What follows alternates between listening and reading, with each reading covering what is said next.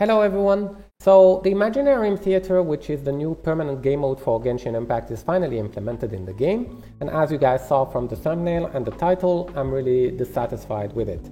I'm going to try summarizing the main factors that made me dislike this new game mode, and hopefully I'll be able to keep my thoughts organized and not going in all directions. I feel that the way they heavily restricted the access to this game mode, both by adding elemental restrictions and character level restrictions, wasn't necessary at all and doesn't serve any purpose except for making the game less fun and more frustrating. Think about it. If they kept the vigor system with the buffing cards, the random characters you get during the playthrough, but without those restrictions, it would have felt already 10 times better. I'm pretty sure they used this vigor system in an older event, and I remember liking the idea because it pushed you to plan the usage of your characters and it introduced a bit of strategy and management to your character pool. But now, with these restrictions, it just feels weird, especially in a game like Genshin. Genshin Impact is a game that put the emphasis on its characters. It's not me who says it, it's the MiHoYo CEO himself. Character is one of the most important aspects of the game. So you invest a lot of time and resources building your favorite characters, and all of a sudden, a game mode tells you out of nowhere that you won't be able to use them for an entire month. And for what purpose? Make the game harder? That's very debatable in the state of this first iteration of the theater. Of course, it will depend on the state of the account, but in my case, on my main account, it was extremely easy. And in the case of my second account, I don't even have access to the hard mode yet because I need to waste resources to get 2 more characters to level 70. It's not hard, it's annoying. But more on that later. So after playing this game mode, I felt like in terms of game design, it was uninspired and showed a lack of creativity by the game devs. It feels like they stacked some nerfs at the beginning to raise the difficulty, these nerfs being the elemental and character level restrictions, then probably noticed that it was going to make the game mode too harsh and unfun, so they backpedaled a bit and added some lower HP bosses to make it more accessible. They also added the ability to get some help from a friend's character, but that character wasn't counted to get past the minimum amount of characters to access the different difficulties. And the overall feeling I got after playing this was that it was going in all directions without really knowing what it was doing. The buffs don't really matter. The characters that get invited can end up not synergizing with your current roster. The boss fights you get are the equivalent of bosses from floor 10 or 11. So yeah, I got this very all over the place feeling after clearing this game mode. It feels very surprising to me that Hoyoverse didn't take players' feedback from all the events we had so far. I remember a combat event that we had a few years ago that ended up making your characters not able to use their skills because of very overtuned difficulty modifiers. Everyone at the time hated that because no one wants to play their characters when they only have access to half their kits. Playing against a more aggressive boss that has more lethal attacks is fun. Playing against the same boss with my Xiao in a wheelchair is not. Well, in the case of Imaginarium Theater, it's even worse than that because you don't get access to a big portion of your characters on your account, not only some of their abilities. The other thing I wanted to talk about in this part is that these restrictions can be piled up with indirect restrictions. What do I mean by that? Well, let's imagine the only elements that are allowed are Hydro, Geo, and Animal, but that one of the bosses you'll have to fight is the Hydro Tulpa. Well, you see what's happening here. Just by selecting that boss, we ruled out the Hydro element, and you're now just left with Geo and Animal units to progress further. I trust Hoyoverse to use these types of mechanics in the future to slowly push people to summon for specific characters that happen to be on banner. They already do this with Spiral Abyss, and they will probably do that with Imaginarium Theater. And this is what made me the most frustrated about this new game mode, is the overall feeling that it is specifically designed to put more pressure on the players in terms of decision making, and I'll explain this more in detail in the next part. If you're a F2P and don't have access to the Battle Pass or to the different packs Hoyoverse sells, you know that leveling up a character can take a lot of time. Heck, even when spending on the game, it still takes a significant time to build your characters because of how stingy Hoyoverse is with the resources in this game. Getting access to the hard mode of Imaginarium Theater requires 18 characters. So let's imagine you have a well-built account with plenty of units from each element, but unfortunately, you only have 15 characters past that level 70 requirement. What happens now is that you need to level up 3 new characters that need to be either Electro, Anemo, or Pyro, that you either didn't plan to level up or just don't enjoy, just to get access to the hardest difficulty of the new endgame. Isn't that already dumb? So I've seen people say it's not that big of a deal, level 70 is easy. Sure, it is, but it's still a resin investment on units you really didn't care about in the first place. Or maybe you wanted to build other units that you enjoy more, and now you're in a dilemma. Do I use my resources on units I don't like to get access to a game mode, or focus on my favorite units and don't get access to that game mode? But to show how bad this problem is for many players, let me have the example on my second account. So with this account, I play units that I'm not pulling on my main account for different reasons.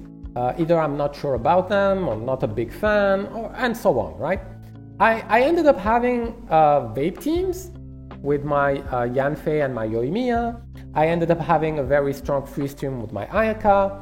I have a very good melt team with my Rio, a very good hyper carry team with like Navia and Neuvillette, and so on, right? And I've been clearing the Abyss, as you can see, with 36 stars for the longest time. So this account is very solid, but is played in a way where I don't want to level a lot of units, either because I don't want to have duplicates between my main and secondary accounts, but also sometimes, for example, for this account, I just don't want to level up Dendro units. I don't want to play Dendro element on this account. This never prevented me from playing the endgame content of Genshin, but now the game is telling me that I can't do this anymore. And it might be worse in the future when Dendro will be in the element needed to do the theater, as you can see here. I can't wait. I can't wait. But let's not think about that for now. Let's see. Right now, I cannot access to the hardest difficulty of the mode because I don't have 18 characters with level 70 requirement. I only have 16. So I picked up Beidou and Chevreuse to level up to level 70, not like build them, just level them to 70 and give them like whatever artifacts, not even giving them talents or whatever. It's just to access the game mode, right? So to build Beidou and Chevreuse, I need this. And you can see how this is utterly annoying. I have to allocate heroes' wits, farm flowers, materials for these units that I didn't want to level in the first place. And this annoying part might get repeated next month. If Geo or Dendro is required, for example, I can't wait to be again wasting precious resources on characters I don't enjoy or don't want to build just to have access to a game mode. It's incredibly stupid. I've seen some arguments saying that this is an endgame mode and that it shouldn't be considered by new players, and to some extent, this argument is valid, but think about it. Now the game is forcing you to both invest vertically and horizontally, which is very tricky for new players. I think a lot of veteran players forget about how important it is to vertically invest in 1 or 2 characters that can carry you throughout the content when you are a new player. Now, with the theater in the back of their head, new players have tremendous pressure to both invest in their carries, but also in a lot more characters to get past the character level restriction in the theater. And since Hoyoverse didn't get more generous with their rewards from the events, and if you're a bit cynical like me, you can see how this can slowly push new players to spend in the game to get more resources, because otherwise they will just go bankrupt chasing too many goals. This is an important point because an endgame content is supposed to offer a fun and replayable gameplay loop to keep the players engaged.